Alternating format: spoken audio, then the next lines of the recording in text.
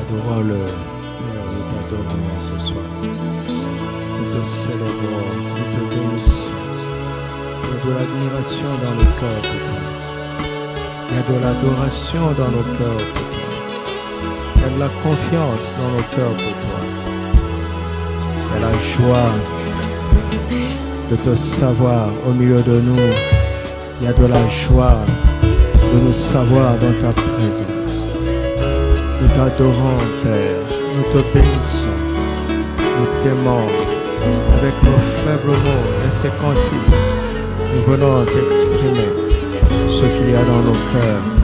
Nous venons t'adorer en esprit et en vérité.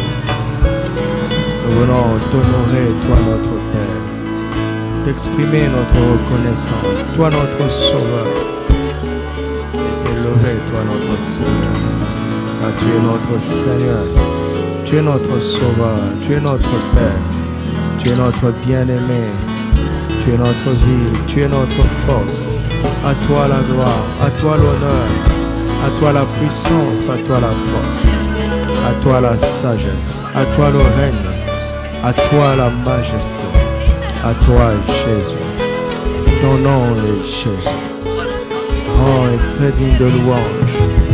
Magnifique en sainteté. Nous te bénissons, Seigneur. Tu es digne, Seigneur. Tu es digne, Seigneur. Tu es digne, Seigneur. Tu es digne. Et tu es au milieu de nous. Béni soit ton Saint. Béni soit le nom de Jésus. Béni soit le nom du Seigneur. Béni soit le nom du Seigneur. Béni soit ton Saint.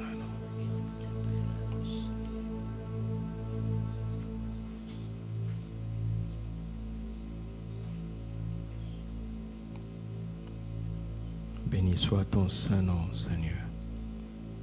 Règne en ce lieu, toi seul. Soumets nos pensées.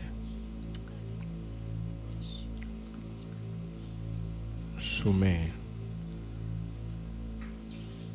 tout ce que nous sommes à ta Seigneurie. Car nous te reconnaissons comme notre Seigneur. Saint-Esprit, conduis-nous dans toute la vérité.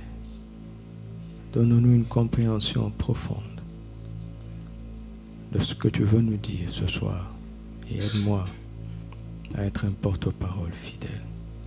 Et aide-nous à recevoir ta parole avec des cœurs purs, sans les détourner à notre guise, mais accepter ce que tu dis tel que tu le dis, avec la clarté, la simplicité et la vérité qui émane de toi seul.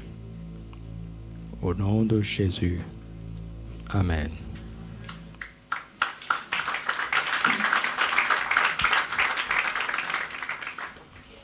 Gloire à Dieu.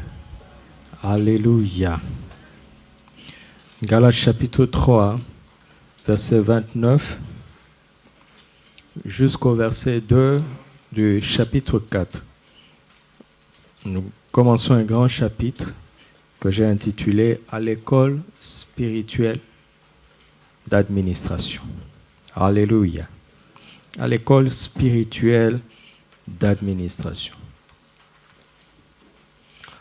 L'administration est quelque chose d'important et qui s'apprend, n'est-ce pas? On apprend à administrer, on apprend à gérer, on apprend à se montrer digne de certaines responsabilités que Dieu veut nous confier. Et l'un des problèmes que j'ai remarqué en Afrique, notamment, c'est que la politique est devenue un moyen de parvenir au pouvoir. Certes, la politique peut aider quelqu'un à parvenir au pouvoir, mais on ne parvient pas au pouvoir pour le plaisir d'avoir un poste ou un titre. Une fois parvenu au pouvoir, nous avons des choses à faire. N'est-ce pas? Et donc, il est important que nous apprenions à exercer le pouvoir, l'autorité, les grandes responsabilités. OK? Et les nations que nous prenons pour exemple ont à leur tête des personnes qui ont été formées à l'exercice du pouvoir. Vous m'entendez? Et on parle généralement de l'École nationale d'administration. N'est-ce pas? Parce que la gestion est une chose qui s'apprend. Mercredi dernier, une sœur m'a posé la question, « Pasteur, est-ce qu'un chrétien peut voter ?» Bien sûr qu'un chrétien doit voter.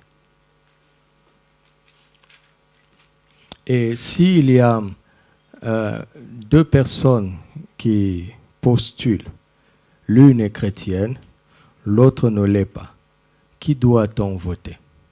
On ne vote pas quelqu'un parce qu'il est chrétien. OK? On vote quelqu'un parce qu'il est compétent. On regarde à son programme. On ne regarde pas à son ethnie. C'est étrange que même les chrétiens se laissent enfermer par des barrières ethniques. Vous m'entendez? Écoutez-moi. Si tu as besoin d'un plombier, OK? Et qu'on te présente un frère bricoleur qui est chrétien et un musulman très bon plombier, tu choisiras qui?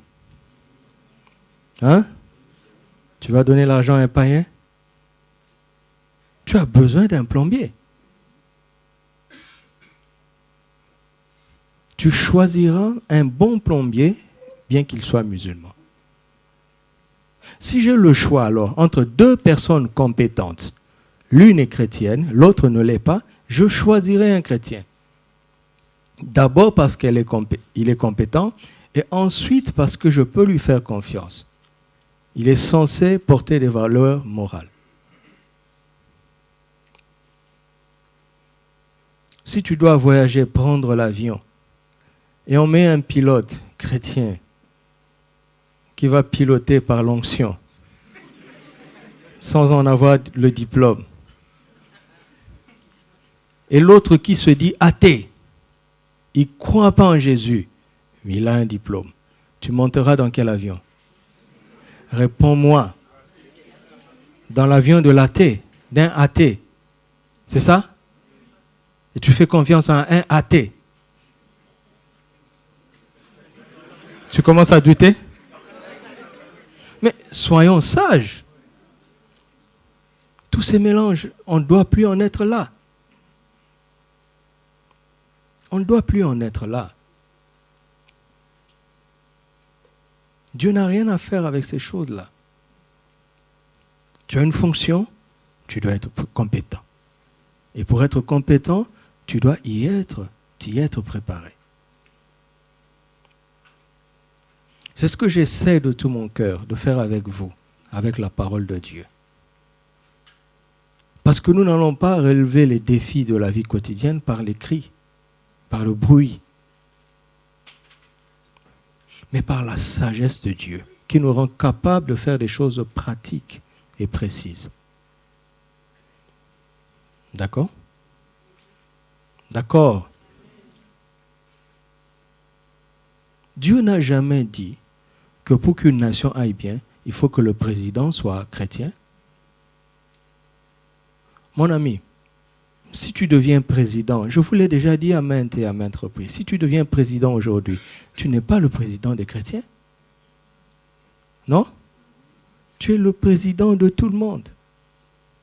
Il y a des pays où les fêtes musulmanes sont fériées, n'est-ce pas? Et les fêtes chrétiennes sont fériées. Les fêtes même du vaudou païennes sont fériées. Si tu deviens président de ce pays-là, tu vas faire quoi? Réponds-moi. Tu vas supprimer la fête nationale du vaudou? J'aimerais que tu y arrives. J'aimerais que tu y arrives. Parce que le vaudou est une mauvaise chose.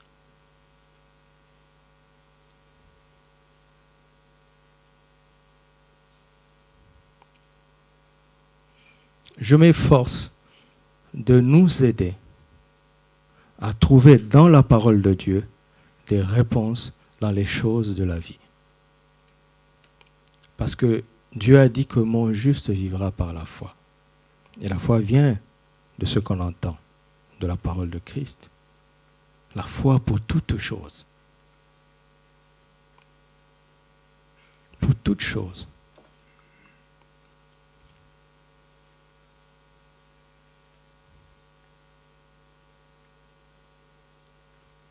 Alors, le Seigneur m'a envoyé vous préparer à l'administration, à la gestion des grandes choses.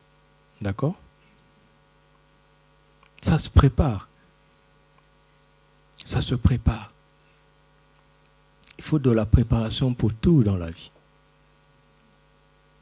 Ok? Galates chapitre 3, verset 29. Et si vous êtes à Christ, vous êtes donc la postérité d'Abraham, héritier selon la promesse. Je vous l'ai déjà dit ici dans Romains 4, la Bible dit que l'héritage du monde a été promis à Abraham et à sa postérité.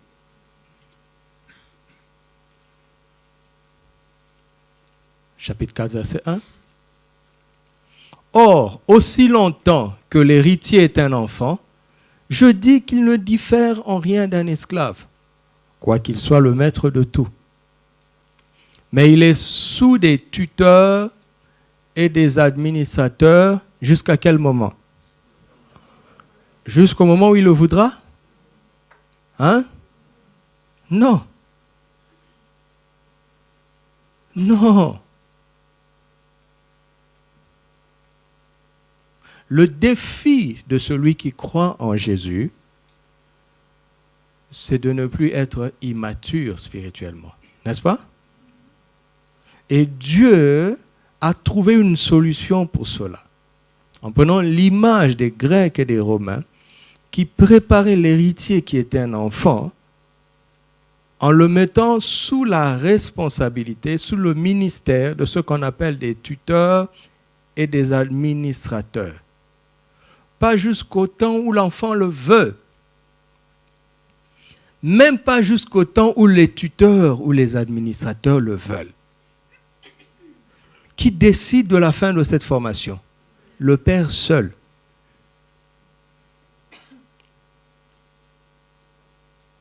Et on se trompe, on se dit par exemple que nous connaissons les cursus à la fac.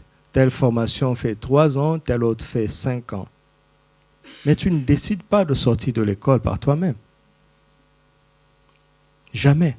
Tant que tu n'as pas soutenu et que l'autorité de l'école n'a pas décidé que tu es prêt, tu ne peux rien faire. Alors qu'au départ, on avait dit que c'est 5 ans. C'est une formation de 5 ans. Mais à l'issue de 5 ans, ce n'est pas la décision de l'étudiant. Non? Mais revenons dans la vie. Même les gens de ce monde connaissent ces choses, des rudiments de la vie. Aucun étudiant en médecine ne décide de devenir médecin par lui-même ou en droit, quelle que soit la formation. Il fait ce qu'on lui demande de faire. Il passe les examens. Même quand il a tout réussi, la date de la soutenance ne dépend pas de lui.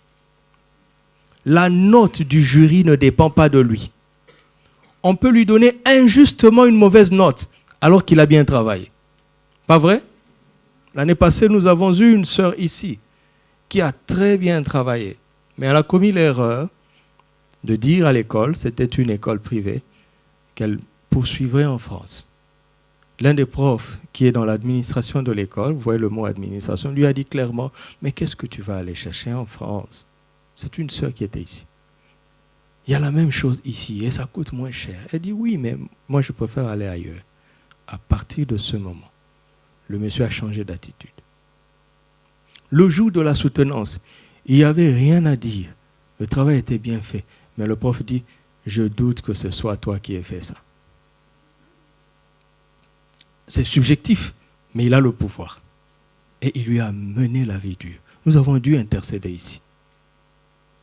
Et finalement, il lui a donné une mauvaise note pour un travail excellent.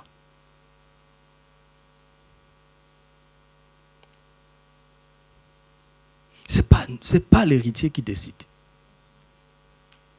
C'est le père qui décide. Et qui est notre père? Qui est notre père? C'est lui qui décide. Mais il cherche quelque chose dans notre cœur, dans notre caractère, en nous soumettant sous le tutorat et l'administration de l'esprit. Même chose. Même chose. C'est un père responsable. Vous m'entendez? Même chose. Vous savez qu'il y a des parents qui ont tellement d'argent qui sont irresponsables. Une fois, on m'a contacté pour un enfant. Le papa s'est rendu compte qu'après avoir envoyé son enfant étudier ici pendant 3 ans, l'enfant n'est jamais allé à l'école. Un jour, il a appelé l'école. Ça, c'est de l'irresponsabilité. Et tous les jours, ça sonne. Les dimanches et les mercredis.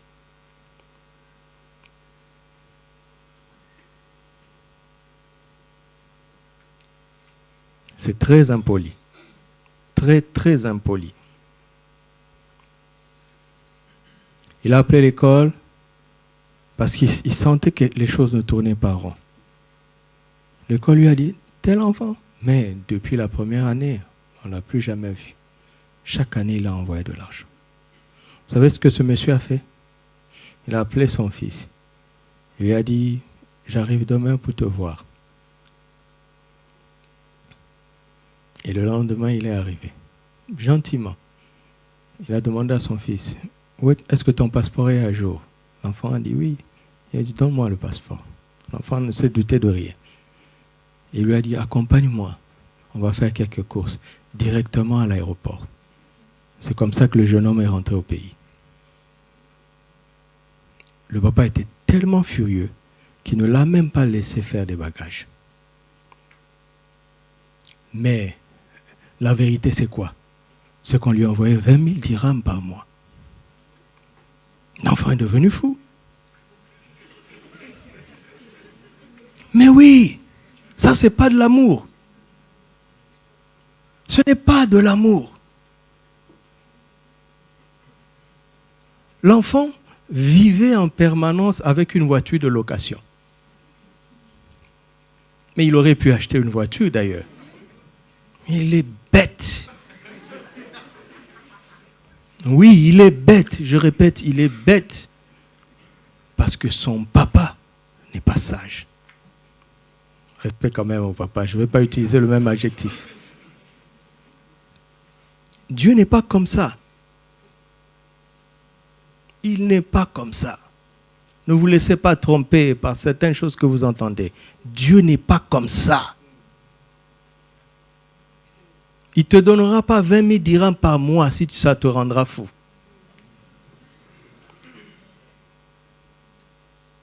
Il n'est pas comme ça.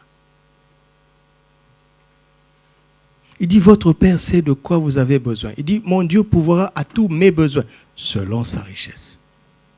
Et je parlais avec un frère, je dis, lisons ça, on a lu. Et son esprit est intéressé par selon sa richesse. Et je le vois. Et je lui ai posé la question. Si tu as besoin de 500 dirhams et que Dieu a 1000 milliards, il te donnera combien? Réponds-moi. Il te donnera combien? Mais c'est ça que ça veut dire. Selon sa richesse, dans son abondance richesse, il va puiser ce dont tu as besoin. Il a voulu changer de sujet. J'ai dit non, non, non. On revient là.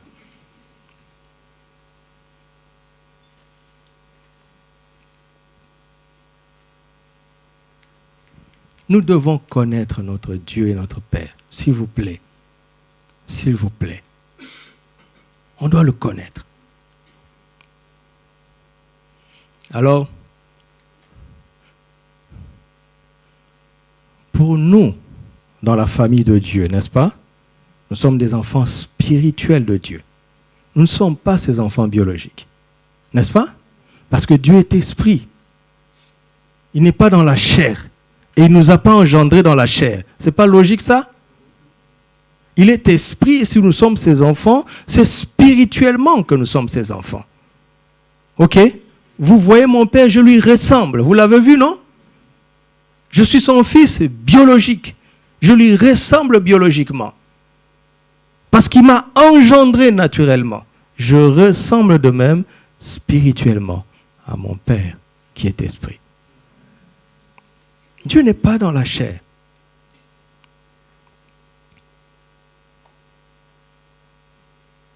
Ok? Mais Dieu utilise les principes naturels qui sont parallèles aux principes spirituels pour nous instruire. Donc notre tuteur et notre administrateur est aussi spirituel. Et il forme quoi? Il forme l'esprit de l'héritier. Vous m'entendez? Vous m'entendez? C'est une formation spirituelle.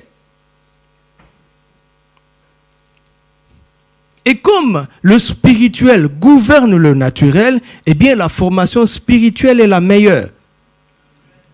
Elle nous donnera la force face aux défis naturels.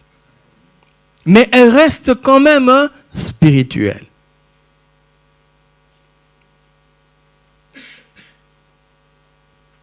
Et je vous ai montré que pour nous, le tuteur et l'administrateur, c'est le Saint-Esprit.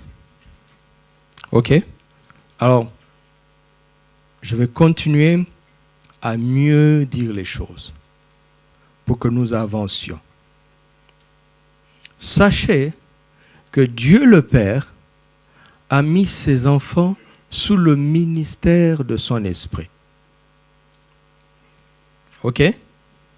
Ok? Le Père a mandaté le Saint-Esprit afin qu'il exerce son ministère sur nous, ses enfants, pour nous préparer à entrer dans l'effectivité de notre héritage. Et pour y entrer, le rôle du Saint-Esprit, c'est de nous faire grandir spirituellement, parce qu'aussi longtemps que l'héritier, il est vraiment héritier, d'accord? Mais s'il est un enfant, il ne diffère en rien d'un esclave. Ok?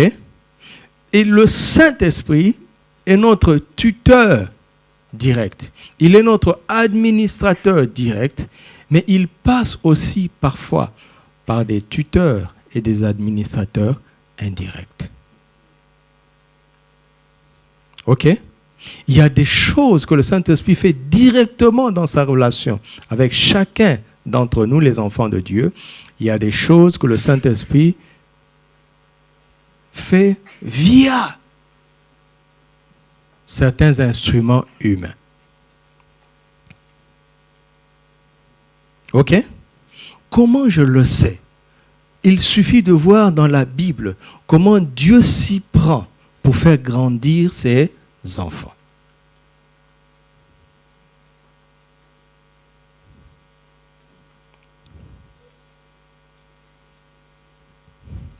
Lisons 1 Corinthiens chapitre 2, verset 6.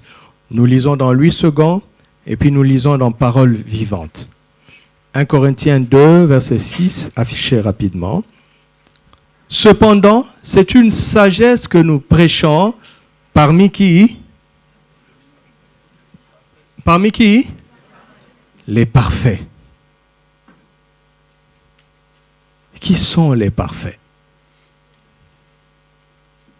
Parole vivante. Même passage.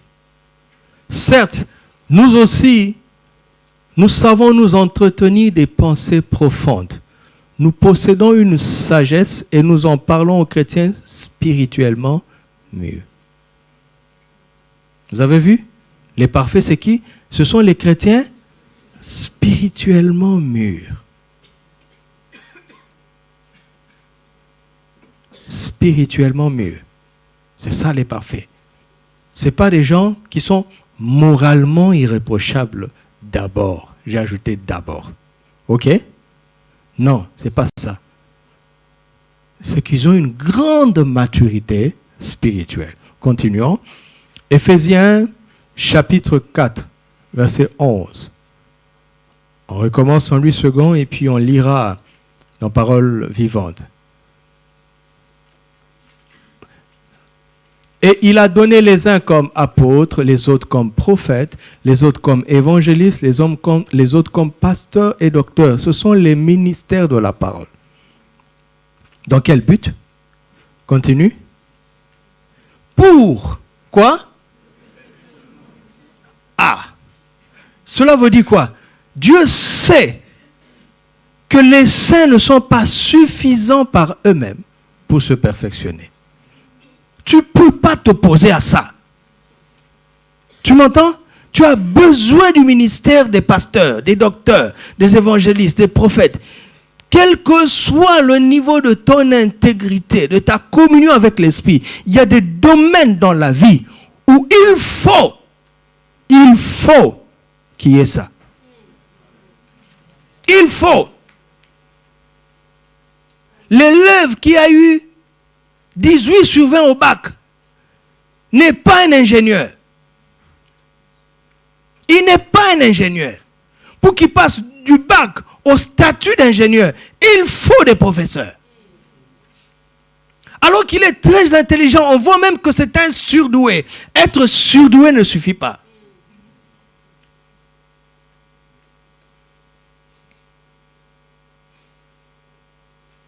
Il faut. Je suis là parce que des pasteurs ont exercé leur ministère sur moi. Et je continue d'avancer, bien qu'étant pasteur, parce que j'ai un pasteur. Il faut.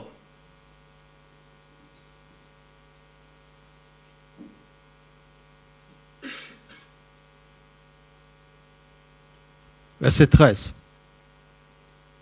Jusqu'à ce que nous soyons tous parvenus à l'unité de la foi et de la connaissance du Fils de Dieu, à l'état d'homme fait, à la mesure de la stature parfaite de Christ, afin que nous ne soyons plus quoi? Donc pour quitter l'enfance, on a besoin des pasteurs. On a besoin des pasteurs pour quitter ça. Pourquoi? Parce qu'un enfant de Dieu qui craint Dieu, qui a une bonne communion avec Dieu, il va réussir dans certains domaines. Mais en ce qui concerne les vents de mauvaise doctrine, de la tromperie des hommes, de la ruse dans les moyens de séduction, mon ami, Dieu n'a pas prévu que tu y sois à l'abri par toi-même. Arrêtez ça. Oui, je veux que tu aies une bonne communion avec le Seigneur. Oui, je veux que tu craignes Dieu. Oui, je veux que tu marches dans l'intégrité. Mais il y a des vents de doctrine contre lesquels tu ne peux rien. Parce que ceux qui sont mandatés pour protéger le peuple, ce sont ceux qui sont oints dans le ministère de la parole.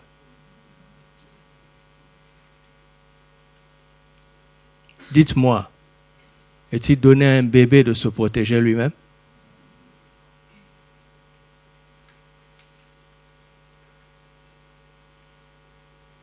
Est-ce qu'un bon citoyen se protège lui-même à 100%? Il y a des dangers qui peuvent arriver où c'est l'armée qui doit s'opposer. Quand les rebelles entrent, ils ne cherchent pas qui est un bon citoyen. Soyons sages. Respectons les Écritures.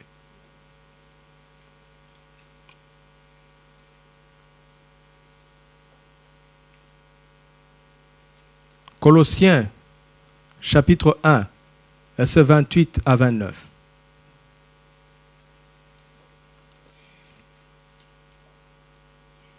C'est lui que nous annonçons, exhortant tout homme et instruisant tout homme en toute sagesse, afin de présenter à Dieu tout homme devenu comment?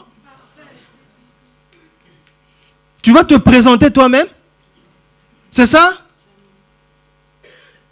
Arrêtez ça. Et regardez, verset 29. C'est à quoi je travaille avec sa force qui agit puissamment en moi. Il y a des gens qui sont mandatés et qui travaillent nuit et jour avec la force dont Dieu les a investis pour nous présenter dans la maturité spirituelle en Christ. Tu refuses ça, tu es exclu de la vérité de Galates 4. Exclu. Exclu. Comme je vous le dis toujours, si une assemblée ne te convient pas, d'accord, change d'assemblée. Mais ne reste pas sans assemblée. Si un pasteur ne te convient pas, change de pasteur. D'accord? Si je ne fais pas bien mon travail, si tu juges que je ne fais pas bien mon travail, quitte cette église. Mais de grâce, ne reste pas sans pasteur. Ne reste pas sans église locale. Mais tu as le droit de quitter ici. Tu as le droit. Parce que ce n'est pas bien de rester quelque part et de ne pas être d'accord avec les leaders. Non, il faut partir. Tu as le droit. Ne laisse jamais un pasteur te bloquer quelque part. Mais ne reste pas sans pasteur. Ne reste pas sans église locale, de grâce. Tu resteras un héritier enfant. À jamais. Parce qu'il y a des choses, de ces choses où, pour y entrer, il y a un certain degré de maturité dans lequel aucun chrétien ne peut parvenir par lui-même. C'est écrit, oui ou non?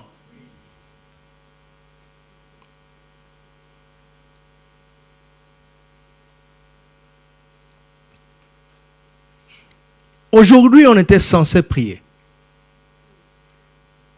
Mais le Seigneur m'a dit, va parler. Arrêtez de vous amuser. Arrêtez ça.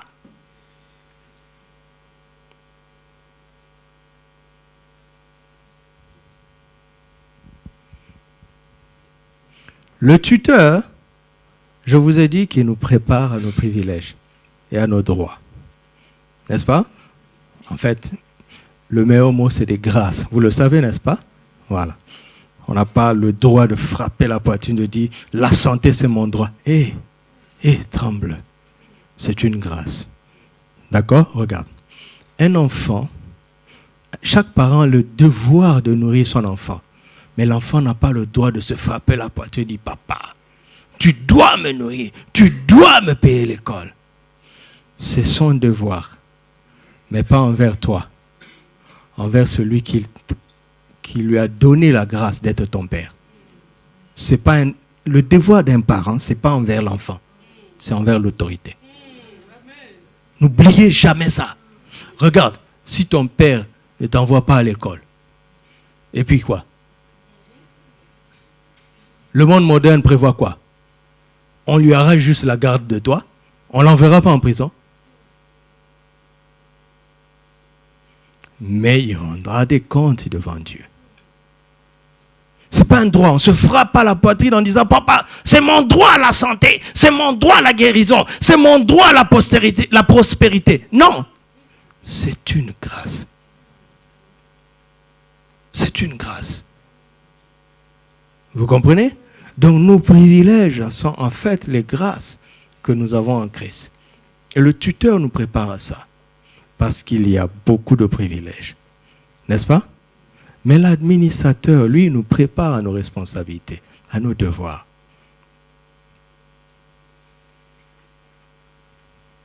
Amen. Et donc, nous ouvrons ce chapitre de l'administration pour comprendre à quoi Dieu veut nous préparer. Quelles sont les choses que nous allons gérer? À partir du mercredi prochain, je vais vous parler de 12 choses dont nous sommes responsables. Il y en a 12. Il n'y a pas que la richesse matérielle. Il y en a 12, au moins. Au moins. Moi, j'en ai listé 12.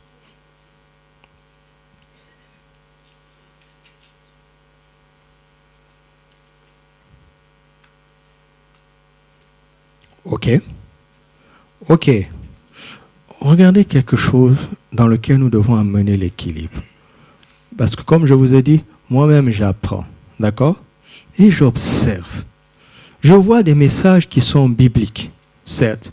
Mais quand je vois l'effet que ça fait dans la masse, dans le plus grand nombre, je recule pour dire une bonne semence ne doit pas produire de mauvais fruits. Qu'est-ce qui se passe? Il y a quelque chose qui ne va pas bien. Pourquoi j'ai dit ça à quelqu'un? Ça l'a emmené dans quelque chose de bizarre. Seigneur, est-ce que j'ai dit la vérité? Si je me suis trompé, je me repens.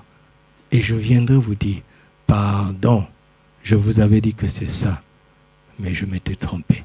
Parce qu'un jour, je rendrai des comptes. Mais si je ne me suis pas trompé, il est possible que je n'ai pas bien parlé. Ou bien il est possible que je n'ai pas annoncé toute la vérité autour du sujet. Ou bien il est possible que ceux qui ont reçu la parole avec les convoitises dans leur cœur et tordent le sens de ce qu'on dit. Donc la responsabilité est partagée. OK? Nous sommes des rois et des sacrificateurs, n'est-ce pas?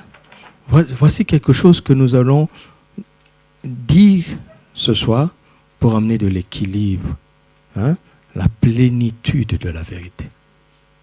Apocalypse chapitre 1, versets 5 à 6.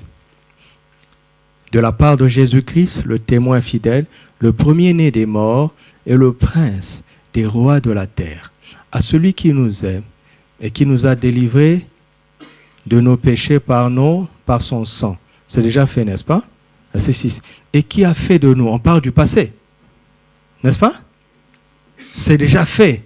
Il a fait de nous un royaume des sacrificateurs pour Dieu, son Père.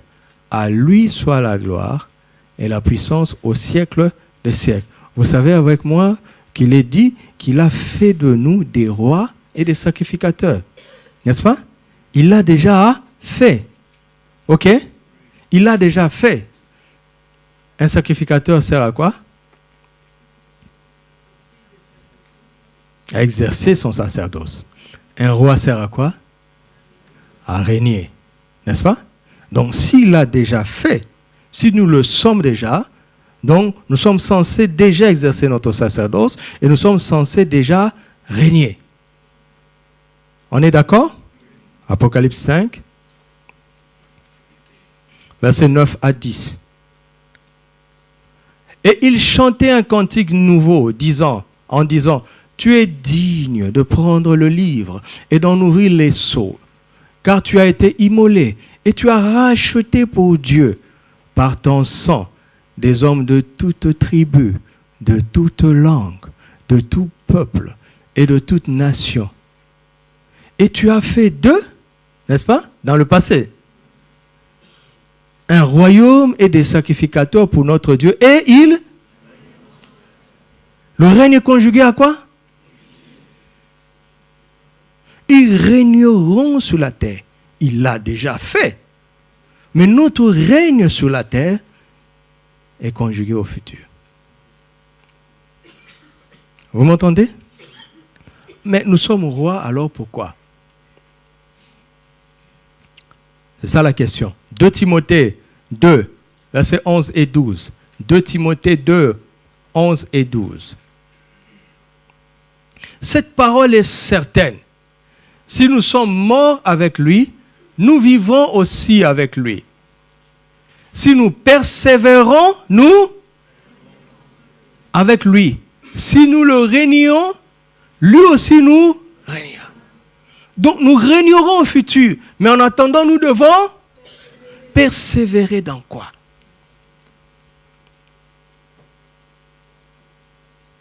Le règne sur la terre, nous allons vraiment l'exercer. Mais la vérité, la stricte vérité est que le règne sur la terre, nous l'exercerons plus tard. C'est la stricte vérité.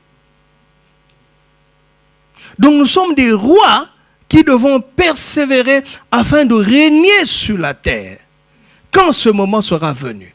Et qui décide de ce moment? Le Père seul. Nous persévérons dans quoi? 1 Pierre 2, 9.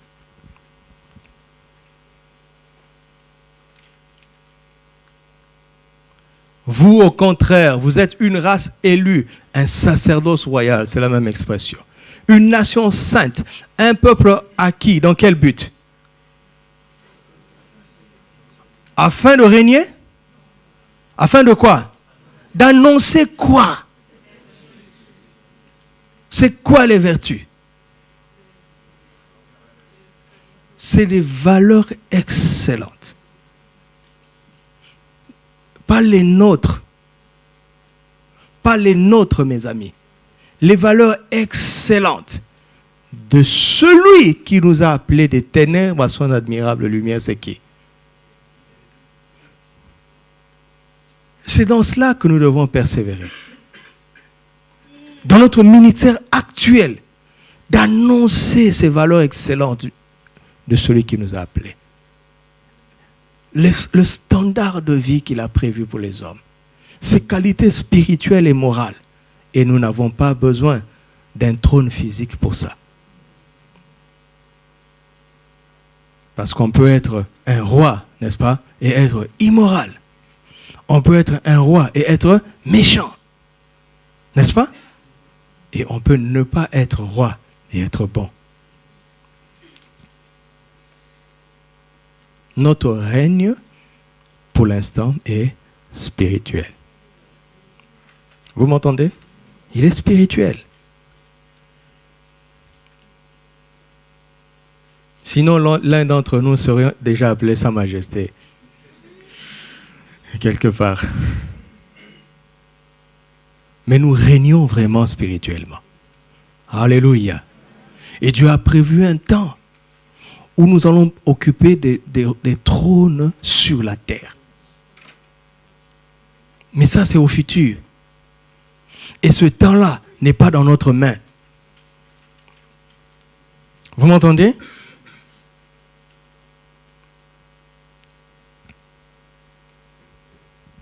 Et pour y entrer, tout dépendra de comment nous aurons été soumis à l'Esprit durant notre existence terrestre. Je vous assure, regardez Jésus. Jésus dit, tout pouvoir m'a été donné dans les cieux et sur la terre. Qu'est-ce qu'il fait? Il s'en va en haut. Il ne va pas s'asseoir sur un trône politique quelque part. Est-ce qu'il n'a pas tout pouvoir sur la terre? Est-ce que vous le croyez? Est-ce que Jésus a tout pouvoir sur la terre? Pourquoi il n'a pas le président de ton pays? Il y a un temps où Jésus lui-même viendra régner sur la terre. Même Jésus lui-même se soumet à toi. Et toi et moi, qui sommes-nous pour forcer les choses? Qui sommes-nous? Qui sommes-nous? Dites-moi.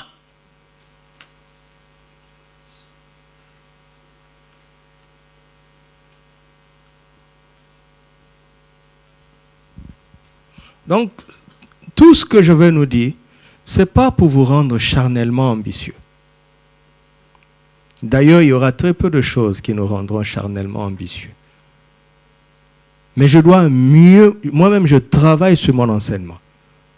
Paul a dit à Timothée, veille sur toi-même et sur ton enseignement. Donc à cause des méchants qui sont au milieu de nous là, qui récupèrent mes phrases pour trouver des prétextes pour nourrir leur convoitise, je travaille sur mon enseignement. Je travaille sur ma manière de transmettre.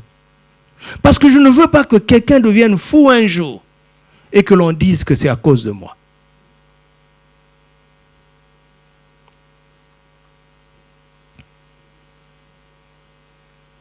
Nous sommes des rois spirituellement. Notre autorité est spirituelle. Et si Dieu a besoin que nous ayons un impact naturel pour un but précis, nous en avons le pouvoir. Mais le temps de notre règne sur la terre, ce n'est pas maintenant. Et ce n'est même pas nous qui allons le décanter. Ne vois pas, même si tu jeûnes 68 jours pour y entrer, personne ne décide de ça. Le temps est marqué par le Père. Même si tu es le meilleur élève chez le tuteur et chez l'administrateur, le temps n'est pas dans tes mains, ni dans les mains du tuteur, ni de l'administrateur. C'est le Père qui, dans sa souveraineté, a fixé un temps. Vous m'entendez? Alors nous devons persévérer en acceptant ce que Dieu a dit, là où nous sommes, en acceptant nos limites et en faisant le maximum dans ce qu'il attend de nous. Persévérer. Écoute-moi, à chaque fois que Dieu te dit de persévérer, c'est parce qu'il sait qu'il y aura beaucoup d'occasions pour que tu laisses tomber. Ah oui. Et certaines occasions, ce seront des prédicateurs qui vont te prêcher la convoitise. Il faut que tu accélères le temps, alors que le temps n'est pas dans ta main.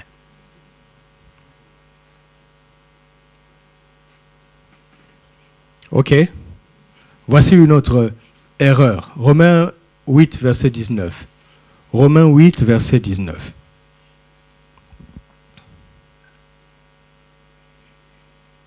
Aussi, la création attend-elle avec un ardent désir la révélation des... N'est-ce pas? C'est la parole de Dieu, non? Voilà un des slogans de notre génération. La révélation attend. La création attend la révélation des fils de Dieu. C'est quoi la révélation des fils de Dieu? Oui, parce que la création attend vraiment. Et avec un ardent désir. Pas la révélation des enfants de Dieu. Nous sommes déjà là, n'est-ce pas? N'est-ce pas? Oui. Il y a une cohérence totale dans le message. Oui, nous ne changeons pas grand-chose à cause de notre immaturité. La création n'est pas impressionnée par les enfants de Dieu. Tout ce que le seul bénéfice des enfants de Dieu, c'est qu'ils peuvent sauver leur propre vie. Et que si l'enlèvement, la trompette sonne maintenant, tous ceux qui sont enfants de Dieu iront au ciel. Ils n'auront pas affecté l'entourage. Pourquoi? Juste parce qu'ils sont comme un enfant. Ils n'ont aucune différence avec les esclaves. C'est ce que Galates 4 a dit, non? N'est-ce pas? Mais la création nous attend. Mais c'est très simple. Il faut maintenant, il ne faut pas prendre la parole de Dieu, la sortir de son contexte pour dire des prétextes qui correspondent à notre convoitise. Si c'est la Bible qui l'a dit, alors que la Bible nous l'explique. Alléluia. Amen. Si c'est la Bible qui nous a dit ça, alors demandons à la Bible de nous l'expliquer. Ne l'interprétons pas à notre manière. Et le mot fils de Dieu n'est pas que là. Tu remontes au verset 14, ça éclate sous tes yeux. Tous ceux qui sont conduits par l'Esprit sont... Donc la création attend quoi? Là, je suis au verset 14, n'est-ce pas? Alors je remonte. Je vois que Paul, avant de parler d'être conduit par l'Esprit, il parle de ne pas s'affectionner par la chair. Il parle de ne pas marcher selon la chair. Donc tout de suite, tu sais si la création a besoin de toi ou pas. Tout de suite. N'est-ce pas clair? Mais quelqu'un va prendre ça, il va te dire, il faut que tu deviennes milliardaire pour changer le monde parce que la création t'attend. Dis-moi, est-ce qu'il n'y a pas de milliardaires sur la terre? Mais sois sage. Écoutez-moi, il n'y a jamais eu autant de millionnaires en même temps que dans notre génération. Qu'est-ce que ça change? La création n'attend pas ça. La Bible ne dit pas que la création attend des millionnaires ou des milliardaires. Je ne prêche pas la pauvreté, vous le savez. Mais si tu es un enfant et qu'on t'en donne 1 milliard, tu ne vas rien foutre avec. Rien du tout. Il y a même beaucoup de chances que tu finisses pauvre en ayant enrichi beaucoup de gens. La création n'attend pas ça. Il y a toujours eu des millionnaires dans le monde et des milliardaires. Les Salomon, les Nabucodonosor, les Assuérus. Lisez Esther. Quelle fête il a fait? Pendant combien de jours? Il a nourri qui? Tout son empire. Ce n'était pas une petite nation. Ça a commencé depuis l'Inde jusqu'en Éthiopie. Tu connais la richesse de cet homme? Qu'est-ce que ça a changé?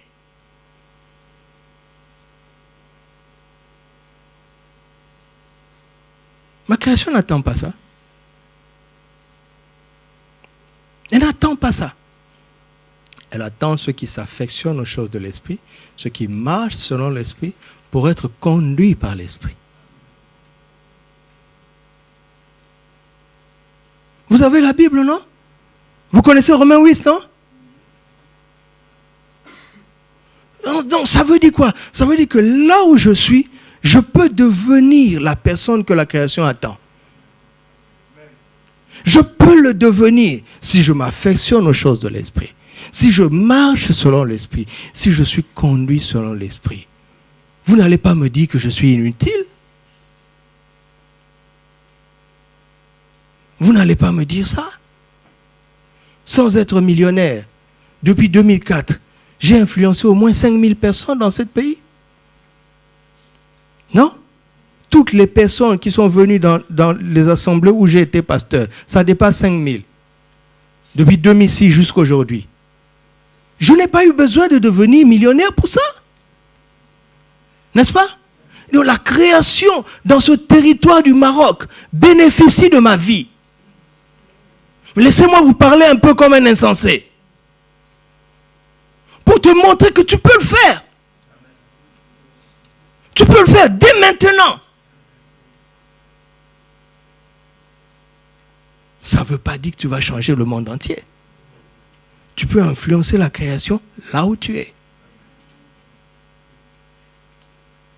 Et si Dieu veut que tu influences un peu plus loin, c'est lui qui décide. Le temps marqué par le Père. N'oubliez pas ça.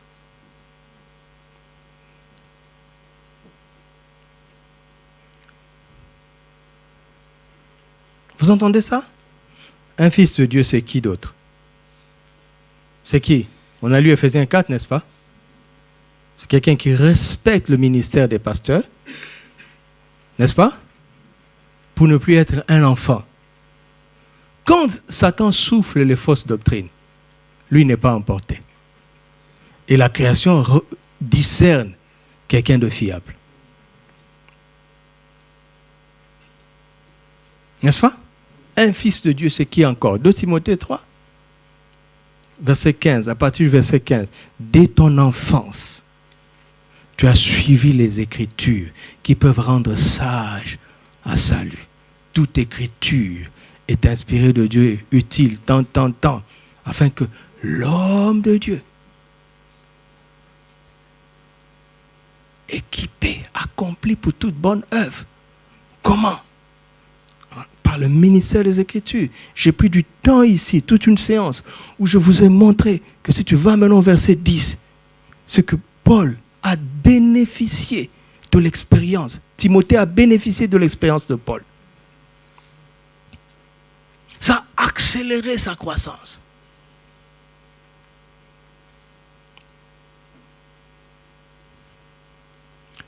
Écoute, Paul dit à Timothée, dit, toi, ô homme de Dieu. Paul reconnaît que Timothée est devenu un homme de Dieu, n'est-ce pas? Mais il lui dit que personne ne méprise ta jeunesse. Naturellement, il est resté jeune, mais spirituellement, il est devenu un homme. Et il a impacté Éphèse. Jusqu'aujourd'hui, il y a des séquelles du ministère de Timothée à Éphèse, en Turquie. Jusqu'aujourd'hui.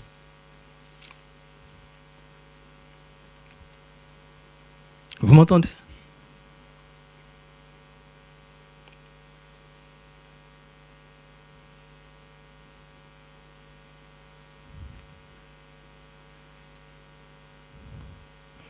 Corinthiens 13, 11, je vous l'ai déjà dit, lorsque j'étais enfant, je faisais quoi? Je pensais comme un enfant, je raisonnais comme un enfant, je parlais comme un enfant. Mais quand je suis devenu adulte, j'ai fait quoi? Quelqu'un l'a fait disparaître pour moi? Non. Non, mon ami. Ça veut dire qu'il y a des décisions que tu dois prendre. Tu dis, je ne dois plus penser comme ça. Je ne dois plus raisonner comme ça. Je ne dois plus parler comme ça. Mais si tu continues à argumenter, à te justifier, tu te bloques toi-même dans l'immaturité. Quand les pasteurs t'ont parlé comme ça et que nous t'avons parlé comme ça, si tu te cantonnes, parce que c'est toi qui vas le faire disparaître, tu te bloques toi-même dans l'immaturité. Vous entendez ça? Ne cherchons pas de prétexte.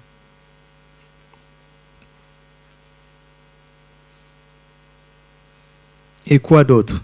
Et plein d'autres choses. 1 Corinthiens 3, vous connaissez. Il y a des jalousies au milieu de vous. N'êtes-vous pas charnels des enfants? Écoute, arrêtez d'être jaloux. C'est un choix. Tu n'as pas besoin d'un séminaire pour ça. N'est-ce pas? Oui, c'est un choix. Ok? Ok? Ça nous est arrivé à tout le monde de soupirer après quelque chose et de voir que pas loin de toi, Dieu l'a donné à celui qui est le plus proche de toi. Ça t'est pas arrivé? Pourquoi Dieu a fait ça? C'est pas parce qu'il l'aime plus que toi. C'est une opportunité pour toi de réaliser que tu es encore jaloux et de choisir d'abandonner ça. Ça arrive à tout le monde. À tout le monde. Celui qui est le plus proche de toi va avoir ce pourquoi tu pleures. Pas quelqu'un qui est loin.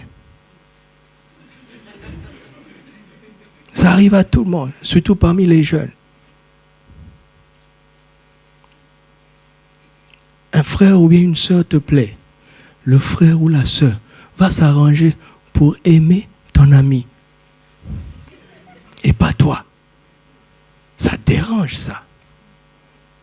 C'est bizarre, ça. Mais Dieu te prépare. Parce que quand tu seras marié, un jour, ton meilleur ami va venir te présenter sa femme et tu vas la trouver jolie. Tu fais quoi? Réponds, tu fais quoi? Rien. Rien du tout. Vous savez, les adultes, quelqu'un qui est mature spirituellement, il ne cogite même pas. Quand ses yeux disent elle est belle, tu lui dis et puis quoi encore? Et tu continues. Il ne cogite pas sur ça. Mais un enfant, vous allez voir, il va commencer à lutter et puis il va venir, aidez-moi, j'arrête pas de penser. Tu sais pourquoi tu n'arrêtes pas de penser? Parce que tu as choisi de cogiter ça. Tu tournes ça dans ta tête. C'est ton choix. Quand j'étais enfant, je raisonnais comme un enfant. Tu comprends? Écoute, tu ne dors pas pour ce frère parce que tu le veux. Tu as choisi. C'est un truc que tu chéris en toi. Le frère aime déjà quelqu'un d'autre. Pourquoi tu continues de retourner ça dans ta tête? Tu finiras par avoir une révélation et dire que ce n'est pas... L'esprit m'a dit, tais-toi, je peux même te gifler. L'esprit ne peut pas dire ça. Mais il y a des gens que je peux frapper ici. L'esprit ne peut pas arrêter de rire. Arrêtez. L'Esprit ne peut pas dire ça. Ne dis pas le Saint-Esprit m'a dit. Dans l'Ancien Testament, le feu tombe tout de suite. Arrête ça. Dis je pense que. Ça c'est honnête. Arrêtez ça. Arrêtez de rire. C'est pas rigolo. Le Saint-Esprit. Le Saint-Esprit. Le Saint-Esprit peut te dire quelque chose qui est contraire à ce qui est écrit. Le Saint-Esprit. Arrêtez ça. Arrêtez ça. On tourne en rond à cause de ces bêtises-là. Je suis en colère. Arrêtez ça. Tu choisis de raisonner comme un enfant. Tu choisis d'aimer la jalousie. C'est un choix. Quand la chose est déjà chez quelqu'un, ce n'est plus à toi. Si tu insistes, tu es un voleur. Tu es un diable. Attends ton tour. Ton tour arrivera. Réjouis-toi pour l'autre. Ton tour arrivera. Moi aussi, j'aurais sujet à pleurer. Si je voulais. Dis-moi, si je fais 2 mois sans prêcher, vous allez me destituer? Levez la main. Qui va me destituer? Personne. Vous pensez que c'est toujours facile de venir ici parler, comme si je n'avais pas de fardeau? Mais je choisis de faire ce que Dieu m'a dit de faire et de persévérer. C'est un choix. C'est un choix.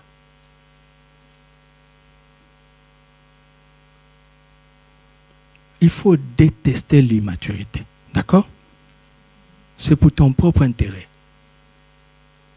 Sinon, tu ne diffères rien d'un esclave. Ok?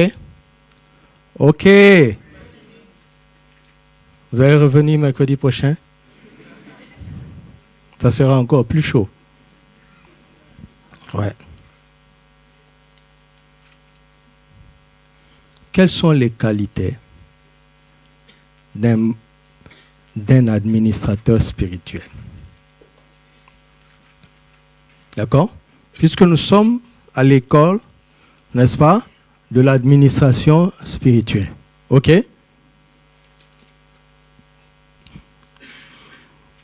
Quand est-ce que l'administrateur va rendre compte au Père, n'est-ce pas, à ton sujet, ainsi qu'au mien, lui dire, je pense qu'il est prêt. C'est tout ce qu'il peut faire, le Saint-Esprit. Le temps est marqué par le Père.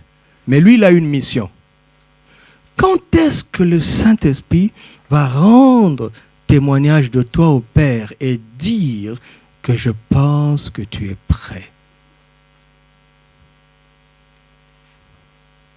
Pour le savoir, il suffit de voir quels sont les critères qu'il a donnés concernant ceux qui doivent être des administrateurs spirituels. Commençons dans 1 Corinthiens chapitre 4, versets 1 et 2. 1 Corinthiens 4, 1 et 2.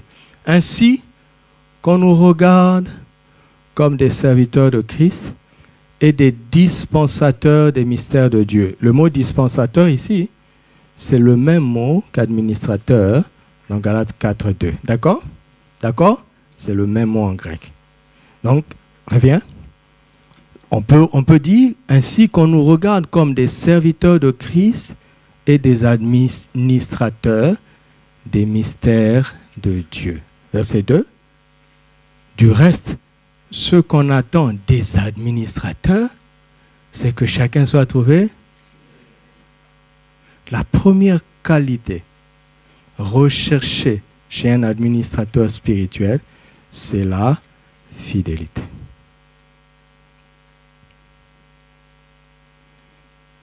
La fidélité. Ai-je besoin de l'expliquer?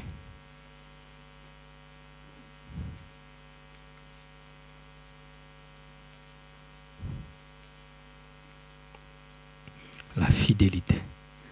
La fidélité, c'est la qualité qui nous fait respecter nos engagements. C'est ça la fidélité. Écoute, si Dieu te demande de faire 2, et tu fais 2, et il demande à quelqu'un de faire 10, et il fait 8, qui est fidèle? Celui qui a fait 2, n'est-ce pas? Mais qu'est-ce que nos yeux voient? Nos yeux comparent celui qui a seulement 2 et l'autre qui a 8. Et on regarde celui qui a 8 et on dit waouh! Mais il n'est pas fidèle. Il n'est pas fidèle.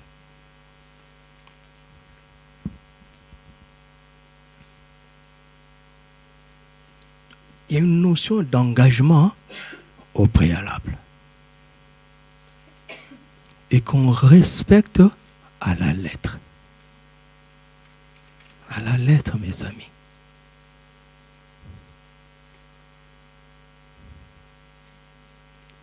À la lettre.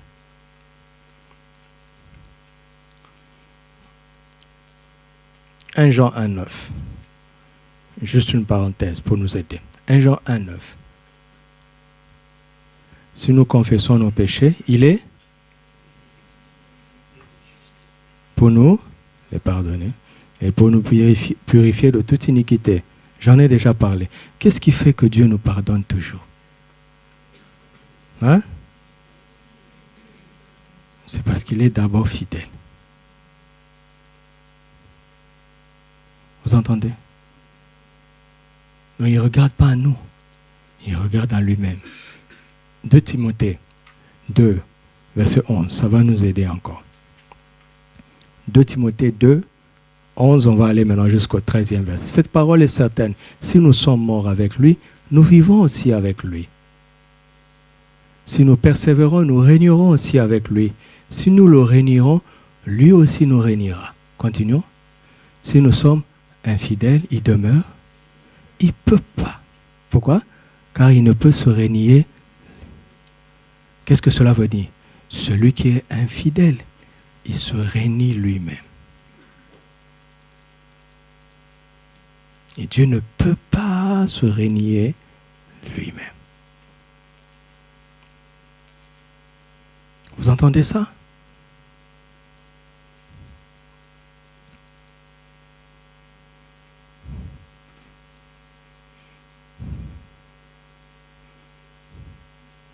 Revenons, 1 Corinthiens 4, c'est notre premier texte qui nous montre les qualités d'un administrateur fidèle. La fidélité, c'est ce qu'il y a au bout de la chaîne, au verset 2, n'est-ce pas? La fidélité. Mais quel est le chemin? Vous m'entendez? Quel est le chemin pour aisément parvenir à ce caractère de fidélité? Parce que nous avons beaucoup d'instabilité dans la chair, n'est-ce pas? N'est-ce pas? Nous avons beaucoup de luttes. Mais il y a un chemin. Dieu nous aide. Il commence. Il dit, verset 1, ainsi qu'on nous regarde comme des serviteurs de Christ. Donc, la première qualité d'un administrateur spirituel, c'est d'abord l'esprit de service. Ok? Ok. Avant de te frapper la poitrine et de dire que tu es un administrateur, n'oublie pas que tu es d'abord un serviteur. Je vous l'ai dit il y a longtemps l'année passée. Les gens que le père a employés pour former son enfant, c'était des serviteurs. Pour lui apprendre ce que c'est qu'un serviteur. Vous savez, quand tu es né d'un père grand, tout est facile pour toi, hein? N'est-ce pas? Tout est facile parce que tu as baigné dedans. L'esprit du service ne t'est pas naturel. Ce qui t'est naturel, c'est l'esprit d'enfant. N'est-ce pas? C'est la mentalité d'héritier. Ça t'est naturel. Alors il va t'envoyer chez des serviteurs pour que tu apprennes le service. C'est la vie de Joseph qui défile sous nos yeux. L'amour du Père l'a épargné de la dure labeur. Quand les autres sentaient le mouton, lui, il avait un manteau multicolore.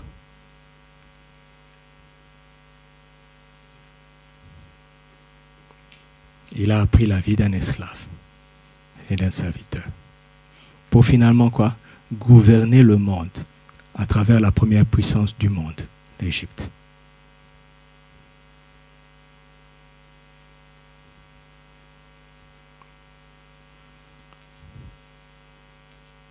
Jésus a admiré la grande foi du centenier. Pourquoi? Parce qu'il priait en langue 1000 heures par jour. Bien que le parler en langue soit très important. Il lui dit, moi qui suis soumis à des supérieurs, j'ai des serviteurs sous mes ordres.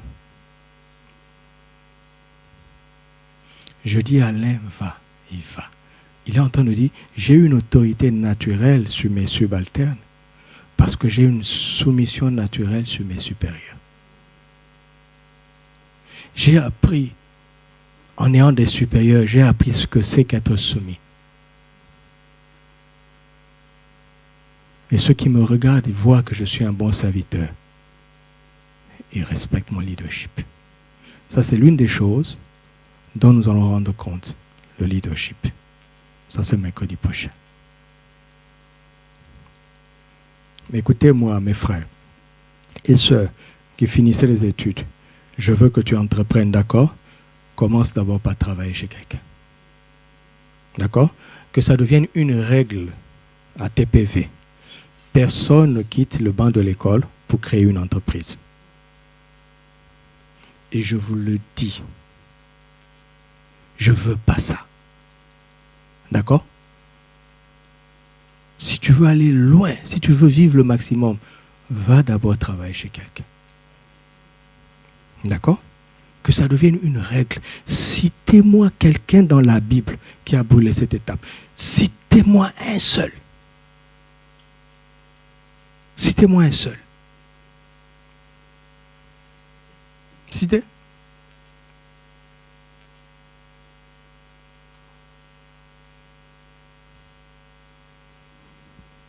Citez-moi un seul. Et les gens qui doivent sauver l'avion, les chrétiens, par l'intercession, ils insultent le dictateur qui, quand même, dans la chair, mérite ces insultes. Mais dites-moi, ça change quoi? Vous êtes en train de vous noyer. Tu insultes le pilote. Et tu meurs dans les insultes. Tu vas en enfer? Répands-toi au moins en mourant d'une autre manière. Là, c'est une parabole. Oui, quand je regarde, je dis oui, tel gouvernant, il mérite ses insultes. Et le pays va se noyer. J'ai deux réflexes. Puisque je suis dans le pays qui va se noyer, je veux mourir. Alors, j'ai le temps de confesser mes péchés pour au moins sauver l'éternité. Ou bien, je peux crier à celui qui peut inverser les choses. Lui seul. Alors j'intercède. Là où l'église envoie le feu, je ne fais pas ça. Parce que la maison va brûler, c'est une maison dans laquelle on se trouve.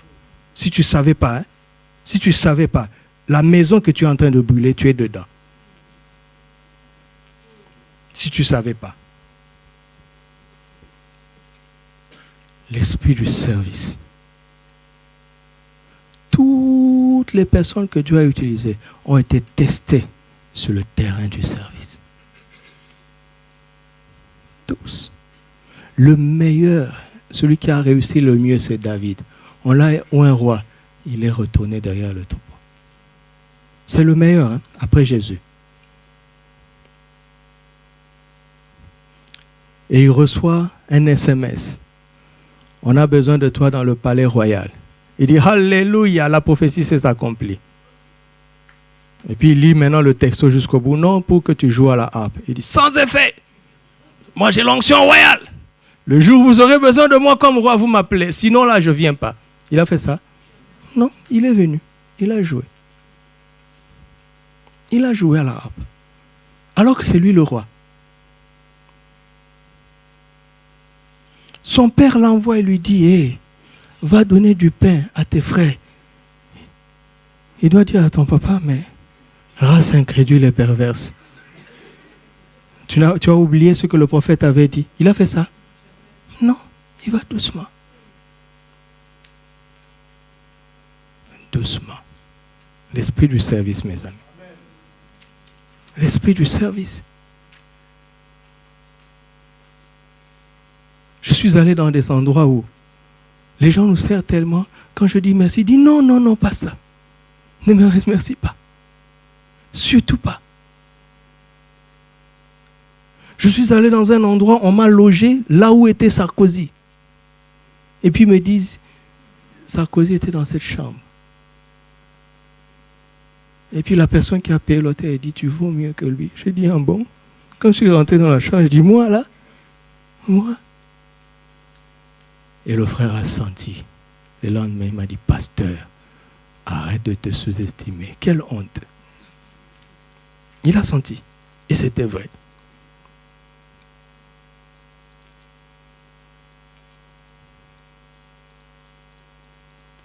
Tu veux brûler l'étape du service? Fini. Tu enterres ta couronne.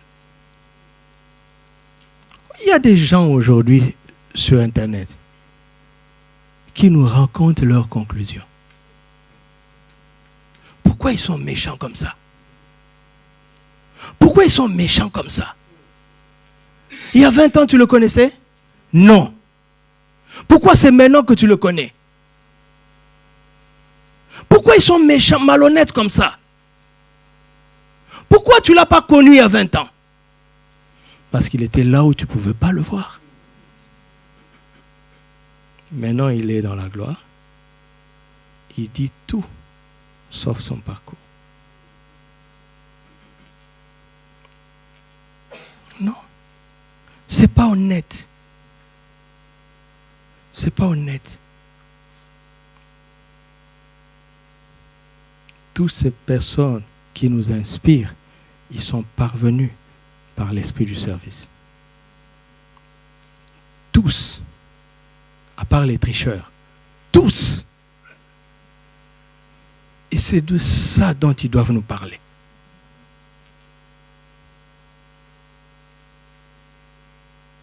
D'accord? D'accord. Après l'esprit du service, c'est quoi? C'est que je dois être dispensateur ou bien administrateur de quoi? De quoi? Vous avez peur de le lire? Parce que vous vous sentez automatiquement exclu, non? Quel mystère de Dieu tu peux dispenser ici? Dis-moi. Mystère, ça veut simplement dire secret. Ok? Jean 15, 15 dit quoi? Je ne vous appelle plus serviteur, mais je vous appelle mes amis, parce qu'un serviteur ne sait pas ce que fait son maître. Donc le message caché, c'est quoi? C'est que pour connaître les mystères de Dieu, il faut juste devenir son ami. Mais Dieu choisit ses amis parmi ses serviteurs. Il regarde d'abord l'esprit du service. Dieu ne choisit pas des amis au hasard. Hein? Vous m'entendez? Vous m'entendez? Choisis pas tes amis au hasard.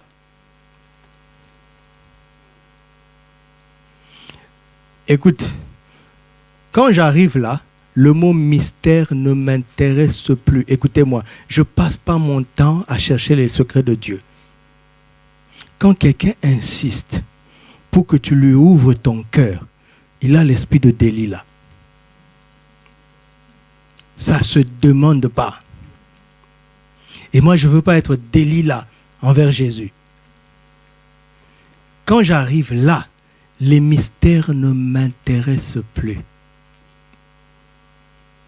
Parce que si je deviens son ami, il me parlera naturellement.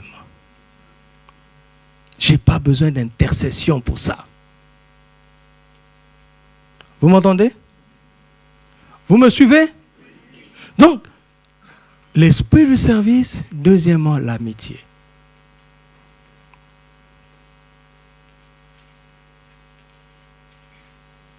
Alors, Psaume 25, verset 14, l'amitié de l'Éternel est pour... C'est pour qui? Ceux qui le craignent. Écoute, Dieu ne va pas donner ses secrets à quelqu'un qui ne le craint pas. N'est-ce pas? Dieu n'est pas insensé. Et chacun sait là où il ne craint pas Dieu.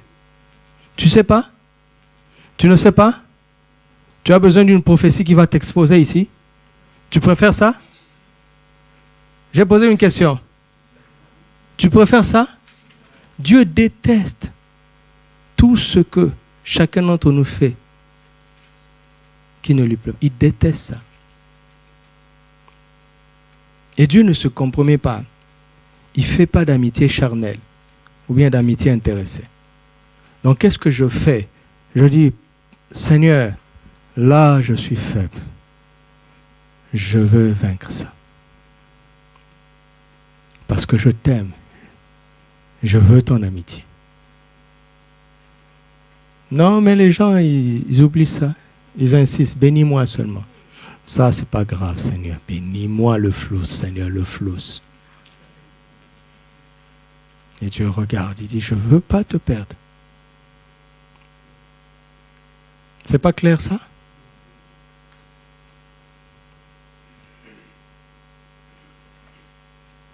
La crainte de Dieu, la crainte de Dieu, la crainte de Dieu. Alléluia. La crainte de Dieu, hein? Jacques 2, 23.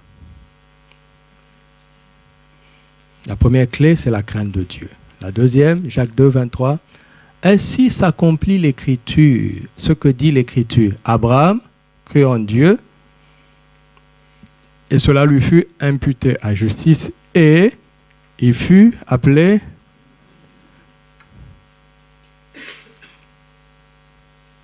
Il y a d'abord quoi? La confiance en Dieu.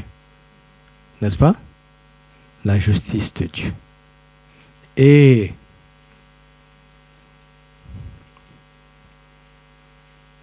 quoi qu'il arrive, je lui fais confiance. Quoi qu'il arrive, je fais ce qui est juste à ses yeux. Et je persévère. Et un jour, Dieu me dit, voici, tu es mon ami. La confiance, la foi. Alléluia. La justice. Toujours Jacques, chapitre 4, verset 4. Adultères que vous êtes, ne savez-vous pas que l'amour du monde est quoi? Une inimitié contre Dieu. Celui donc qui veut aimer, qui veut être ami du monde, sera. Voilà. Il y a des moments où tu sembleras être sur un chemin étroit. Tu seras à la marge parce que le monde veut aller dans ce sens. C'est le test de ton amitié. À l'issue de cela, Dieu va venir maintenant confier ses secrets pour que tu les dispenses fidèlement. Il va te confier des tâches pour que tu le serves fidèlement. C'est difficile ça? Pour moi, la plus grande difficulté, c'est juste la patience. Sinon, ce que Dieu nous demande n'est pas difficile. N'est-ce pas? Il nous demande ce que nous pouvons faire. Il ne nous demande jamais ce que nous ne pouvons pas faire. Le plus difficile, c'est que je ne sais pas. Parce que dans ce monde, nous sommes habitués. En fait, je sais si je vais tant, plus tant, plus tant. Voici ce qui va arriver. Mais avec Dieu, je ne sais pas. Je ne sais pas quand. Je ne sais pas. Oh, je persévère. Vous voyez ça?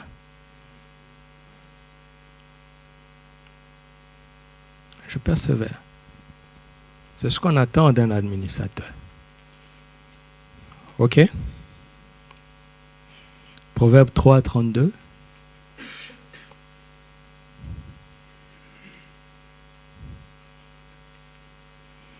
Car l'Éternel a en horreur les hommes pervers, mais il est un ami pour les hommes.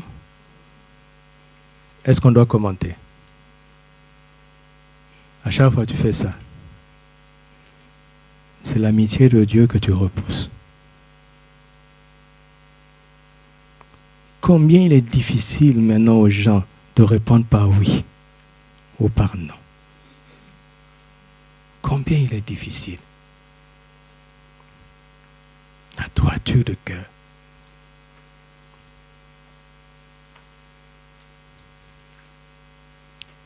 Ok? D'accord? Voici quelques qualités d'un administrateur.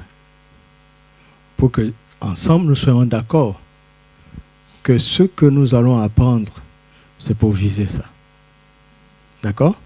Comme ça, notre but est clair. Il y a d'autres choses, vous allez étudier ça vous-même. Mais le chemin est tracé. Afin que celui qui veut avancer avec ce qu'il m'a dit me rejoigne dans ce qu'on a vu. Et gare à celui qui va inventer des prétextes qui n'ont rien à voir avec ce que je dis. Gare à toi. Le but est clair. D'accord? D'accord? Le but est clair. Et le mercredi prochain, nous allons voir, à partir du mercredi prochain, parce qu'en un mercredi, on ne pourra pas finir, 12 choses dont nous sommes responsables pour nous préparer à ça. Ok? Ok. Qui veut devenir un administrateur spirituel selon les termes de la parole de Dieu que nous avons vus, qui se lève avec moi?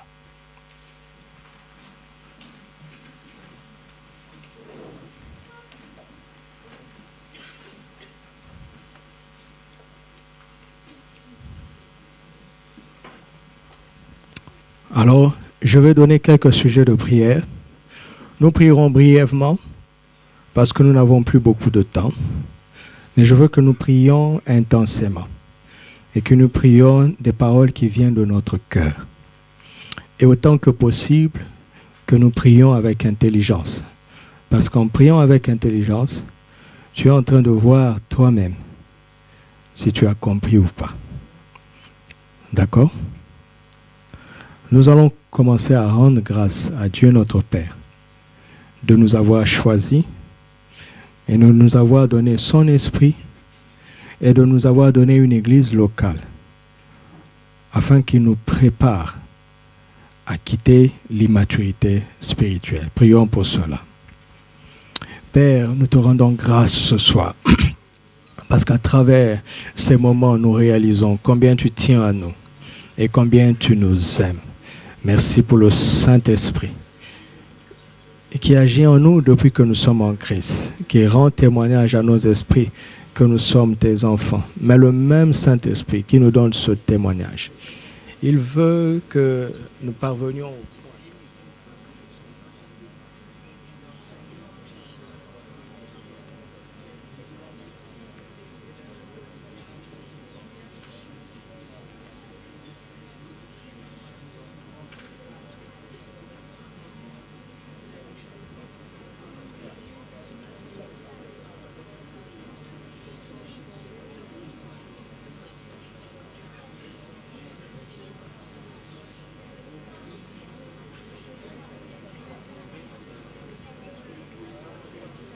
Nous te rendons grâce. Nous te rendons grâce pour le Saint-Esprit, Père. Nous te rendons grâce pour l'Église locale. Nous te rendons grâce pour les ministères de la parole. Nous te rendons grâce pour les anciens. Nous te rendons grâce pour les aînés. Nous te rendons grâce pour la communion fraternelle. Nous te rendons grâce pour l'Évangile. Nous te rendons grâce pour la saine doctrine. Nous te rendons grâce parce que tu nous édifies tous les jours, afin que nous ne soyons pas emportés par les vents de fausses doctrines. Seigneur, merci, parce que chaque jour tu travailles, tu pourvois spirituellement pour que nous puissions tous entrer dans la maturité et que nous parvenions à la mesure de la stature parfaite de Christ. Seigneur, aide-nous à ne plus raisonner comme des enfants. Aide-nous à ne plus parler comme des enfants. Aide-nous à ne plus penser comme des enfants. Nous voulons faire le choix d'abandonner les choses charnelles qui nous retiennent et nous gardent dans l'immaturité en Christ. Seigneur, nous voulons faire ce choix. Tu as déjà démasqué le mensonge. où nous ne savions pas que nous avions le choix, où nous ne savions pas que nous avons le pouvoir. Tu nous as donné ce pouvoir, nous l'avons vu dans les Écritures. Nous voulons faire ce choix de ne plus penser, de ne plus raisonner, de ne plus parler comme des enfants. Non, Seigneur, ce que tu as dit être mal, nous voulons le rejeter. Nous rejetons la jalousie, tous ces mauvais sentiments que nous savons être mauvais. Nous ne voulons plus les ruminer, les cogiter et nous mettre nous-mêmes sous leur pouvoir, mais nous les rejetons maintenant comme des enfants bien-aimés de Christ et des fils qui font preuve, bon usage de l'autorité de ton nom. Au nom de Jésus, nous te remercions. Nous te remercions. Nous allons rendre grâce à Dieu pour l'autorité spirituelle qu'il nous a donnée. Car nous avons déjà ce sacerdoce et ce règne spirituellement. Nous allons lui rendre grâce pour cela et nous allons demander au Saint-Esprit de nous aider maintenant à le suivre pour le servir comme il le demande et pour exercer notre autorité sous sa direction et non selon notre propre volonté ou nos propres désirs. Prions pour cela au nom de Jésus. Saint-Esprit, Christ a fait de nous des sacrificateurs et de rois. Nous ne voulons pas en douter. Même quand nous voyons parfois qu'il y a des semblants d'échecs dans nos vies, mais nous ne voulons pas en douter. Car ce que Christ a fait, il a déjà fait. Nous avons réalisé que c'est spirituellement. Car le règne sur la terre, tu l'as prévu pour l'avenir et ce temps est dans ta main. Mais nous ne voulons pas démissionner de notre poste spirituel. Nous ne voulons pas quitter notre trône spirituel. Nous ne voulons pas quitter notre manteau de service spirituel. Sous ta direction, nous voulons exercer notre sacerdoce. Sous ta direction, nous voulons exercer notre autorité. Entraîne-nous. Entraîne-nous chaque jour. Entraîne-nous. Entraîne-nous. Enseigne-nous. Instruis-nous. Entraîne-nous à te servir. Exercer notre autorité. Sous ta direction, Saint-Esprit. Sous ta direction. Sous ta direction. Au nom de Jésus. Au nom de Jésus. Nous allons demander au Seigneur la grâce. La grâce d'être des fidèles serviteurs et des amis fidèles du Père. Prions pour cela. Alléluia. Accorde-nous cette grâce d'être des serviteurs fidèles. D'être des serviteurs fidèles. D'être des amis fidèles. Accorde-nous cette grâce ce soir. Là, nous avons besoin de ton aide. Nous le désirons profondément. Nous le désirons ardemment. Et nous te supplions afin que tu nous accordes cette grâce. Au nom de Jésus. Au nom de Jésus. Au nom de Jésus. Au nom de Jésus. Au nom de Jésus. Au nom de Jésus. Nous allons lui rendre grâce en esprit parce que nous sommes exaucés. Alléluia. Parce que nous avons prié selon sa volonté. Rendons-lui grâce. D'excellentes actions de grâce en esprit. Oh, Shanderia te bradaganda. Lemanda barabo sharadaganda. Larabandere ganderia taradaga shagadarana. Contebrala marabara gontaraba shenderia taradaga. Irmanterebo sherigadarada. Lebrantaradago sente beregadarali. Labarabo shereganderia taranagan. Imanerega santeria taragadarada. Prendarababa sheko tarada. Laisse tes entrailles s'ouvrir. Laisse tes entrailles s'ouvrir. Laisse tes entrailles s'ouvrir. Prie maintenant avec intensité en esprit. Yentarabo senderigadaria. Lagenteria daradaga shagnaki remantorogoda. Saglenterikabo rabasanderedege. Inakaramande rebo shitaradagaya. Lagaragantara basagantaradada. Ramantaradaga. Lamanege sheketeredege. Lamanegenteria tirigas konto pronagi regende. Legadaga saraganteri namo sheketerede. Lagene mesti lagana mana korrende gaya. Imeriga santeria dagan. Lamende keria terego shanderede. Rande katebranigo santeridada. Lamende keteria debraniga saradaya. Ligabo shakateredege. Rekanta bababa. Il est en train de purifier l'atmosphère. Les cabos chanteredega. Laba shinterigabo. Seregante. Rekamama. Les mauvais vents de fausse doctrine n'ont plus d'effet sur nous. Ramande Tarababa, le prince de la puissance de l'air, n'a plus d'effet sur nous. Leba Shakatarana, Limando Taradada, sa pollution ne peut pas nous atteindre. Sa pollution ne peut pas nous affecter. Yenderebo Shadara, Rakamandaradada. Il y a une pollution spirituelle, mais elle ne nous atteindra pas. Elle ne nous atteindra pas. Rabashi Kantaraba. Irimanderia Teredego Sakal. Iramanderia Taradaka. Rabababa Sekontorodaga. Leberega Santeredaga. Landeketeria Darada. Robo Shagadarada. Cette pollution spirituelle ne nous atteindra pas. Ces mensonges et ces ruses ne nous atteindront pas. Ces séductions ne nous atteindront pas. Au nom de Jésus. Yendarabo saradagaya. Yante palagin te pranagashaya. Oh, Alléluia. Oh, gloire à Jésus. Gloire à Jésus, notre roi. Gloire à Jésus, notre Seigneur. Gloire à Jésus, notre berger. Gloire au Saint-Esprit qui nous conduit dans toute la vérité. L'esprit de vérité est au-dessus de l'esprit de l'erreur. L'esprit de vérité est au-dessus de l'esprit de l'erreur. Gloire à Jésus. Oh, gloire.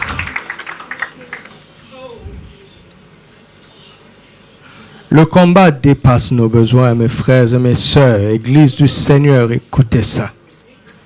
Le combat dépasse nos besoins. C'est la gloire de Christ.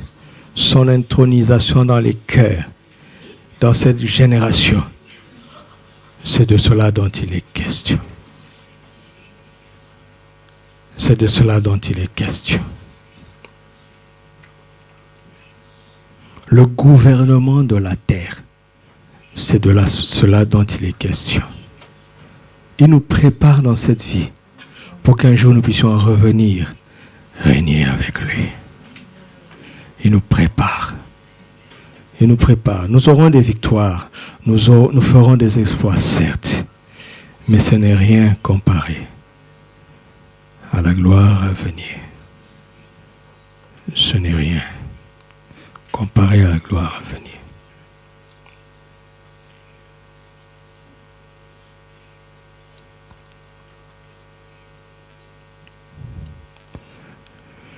Dites avec moi, Père, je te fais confiance.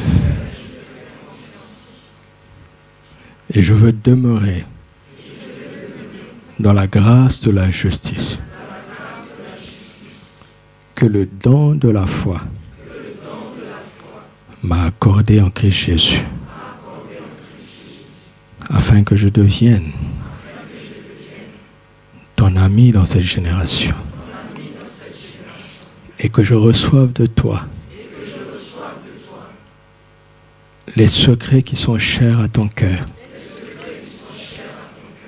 pour les révéler fidèlement à ma génération. Je te fais confiance et je veux persévérer dans ce qui est juste à tes yeux pour être appelé ton ami. Garde-moi d'aimer le monde